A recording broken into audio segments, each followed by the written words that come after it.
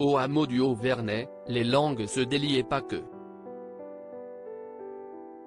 Le procureur de la République a fait une confidence importante à l'évêque de Digne.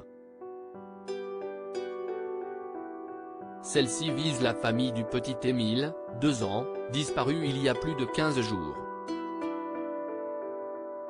Malgré le travail des enquêteurs, on ne saura peut-être jamais ce qui est arrivé à Émile, 2 ans. Le jeune garçon qui a disparu le 8 juillet dernier alors qu'il était chez ses grands-parents est toujours introuvable plus de 15 jours après s'être évaporé. Le hameau du Haut-Vernay dans les Alpes de Haute-Provence est bouclé jusqu'à la fin du mois mais les langues se délient. De nombreux habitants n'ont pas hésité à donner leur vision de l'affaire. Au Haut-Vernay, il y a eu des suspicions sur la famille, comme l'a fait savoir Paris Match dans sa dernière édition.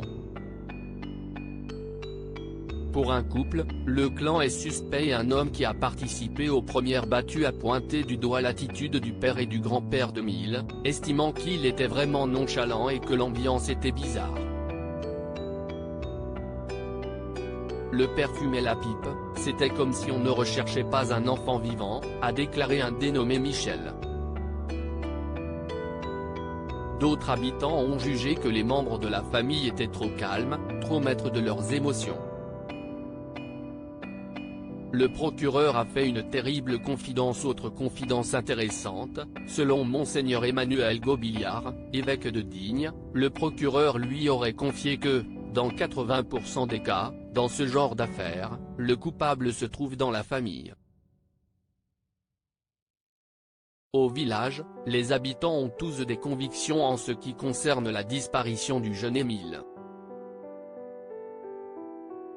Pour le maire, il s'agit d'un accident et plus précisément d'un véhicule qui passe un peu vite, un conducteur qui au lieu de réagir normalement, déraille. Je suis sûr que le corps n'est pas dans la commune, tout a été retourné. Il a été déplacé. Il y a eu intervention d'un adulte, qu'il soit mort ou vivant, a-t-il déclaré. Une conviction qui avait fait grand bruit au Haut-Vernay, certains habitants désignant même un coupable idéal, un jeune homme qui avait pour habitude de rouler rapidement avec son tracteur.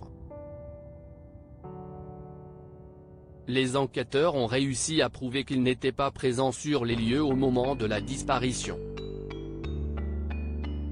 Pour tenter de faire avancer l'enquête, les interrogatoires se sont à présent renforcés, les fouilles également. Le ton a changé au village, comme l'a fait savoir BFM TV.